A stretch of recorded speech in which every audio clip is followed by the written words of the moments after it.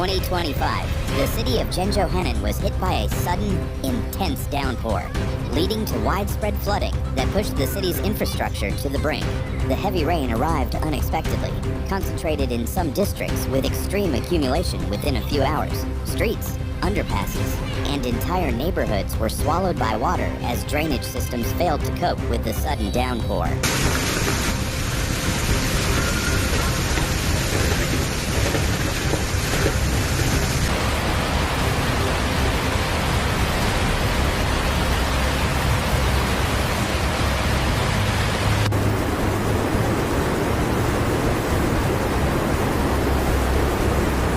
In some areas, the water rose so quickly that transport and daily life came to a complete standstill. 重走啊哟，坐八卦已经重走啊，不中啊！你看，这我八卦已经不行了。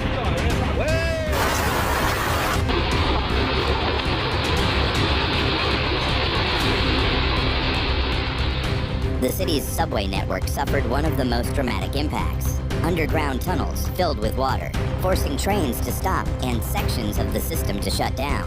Depots were left with submerged equipment, while rail cars now require extensive repairs before returning to service. This disruption left commuters relying entirely on limited surface transport.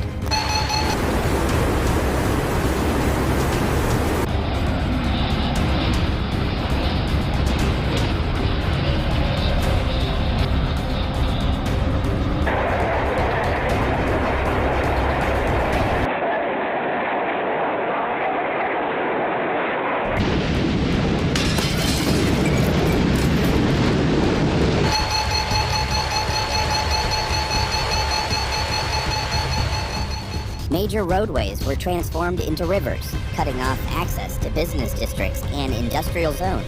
Bridges and connecting routes sustained visible damage while rail and air travel faced severe delays and cancellations. The city's transportation grid is operating at a fraction of its normal capacity.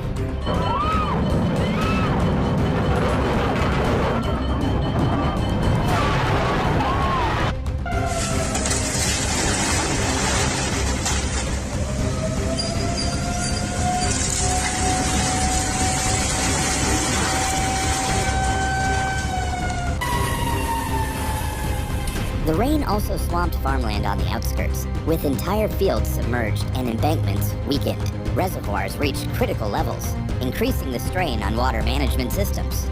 In some regions, protective barriers gave way, allowing floodwaters to surge into low-lying areas.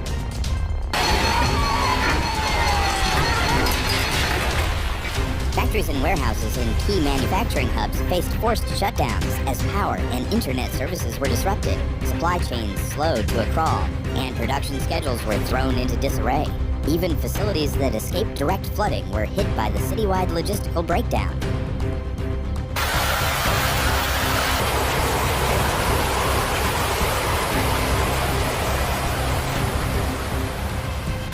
In the aftermath, the flood has sparked intense debate over urban planning and infrastructure resilience. Experts point to the drainage system's inability to handle extreme rainfall and call for urgent upgrades to flood defenses. City authorities are under pressure to strengthen emergency protocols and coordination.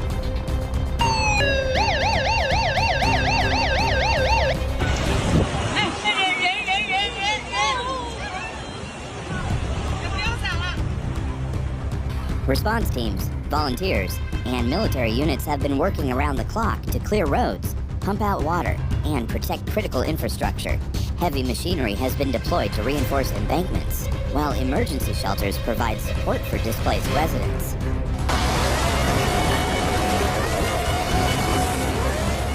Researchers are now analyzing how the city's layout, rapid urban growth, and existing flood control systems contributed to the disaster. Their findings are expected to shape long-term strategies aimed at improving Zhengzhou's ability to withstand future extreme weather events.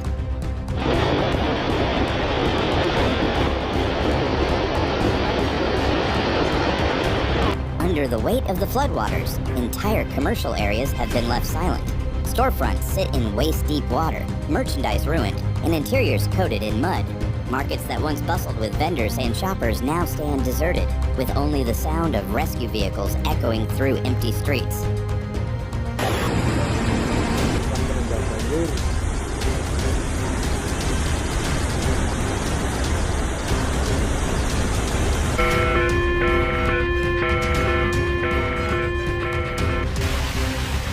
Public parks and riverside walkways, once popular gathering spots, have been transformed into temporary holding basins for the excess water. Trees stand partially submerged, playgrounds are buried in silt, and open spaces are now part of the city's flood management effort.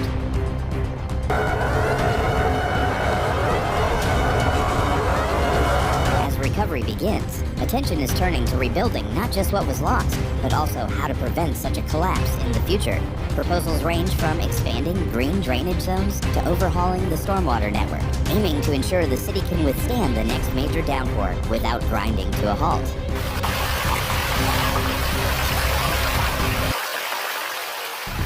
In addition to the heavy rainfall, the urban flooding situation was exacerbated by controlled releases from nearby reservoirs, which overwhelmed already overloaded drainage systems and low-lying areas. The meteorological agency stated that the heavy rainfall resulted from the interaction between a subtropical high-pressure system and a fault line, which was further intensified by the city's topography.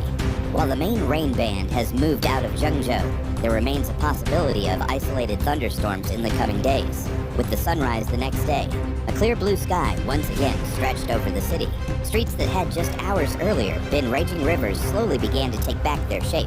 Children splashed in small puddles with rubber boots, while shopkeepers with shovels and brooms in hand pushed mud away from their doorsteps. Whoa!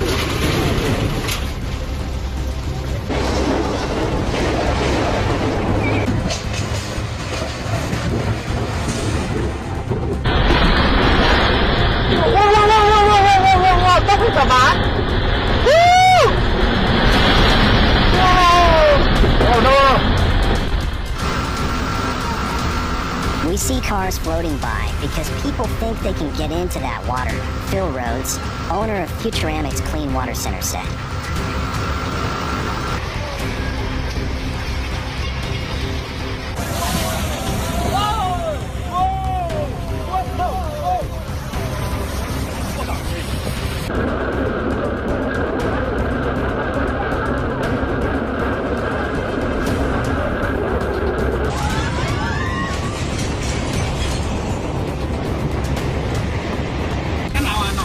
Thursday, the water once again came knocking on the door at his business. It came up on our sidewalk over here about halfway, maybe within 4 to 6 inches of getting into the office, but it didn't, Rhodes said. There's mud, there's a lot of cleanup, we could lose inventory.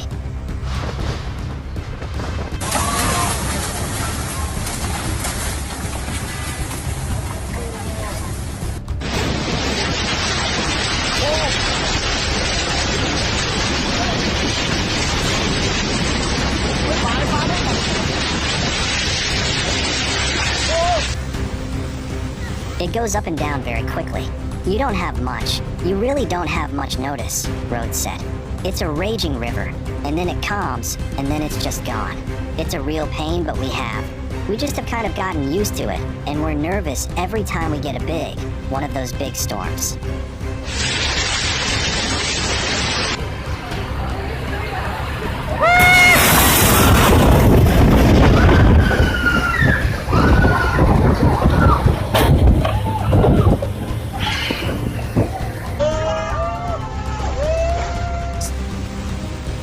Jim Thyler with Omaha Public Works says the road is basically a funnel. Saddle Creek just happens to be a road at the bottom of a hill where that's where all the water flows, Thyler said.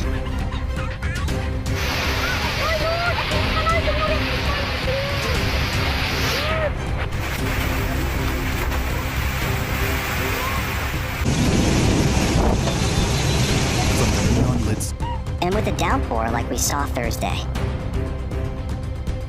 the city can't really do anything about flooding in Saddle Creek and other areas that are prone to flooding when that much rain comes down in a short period of time, Thyler said.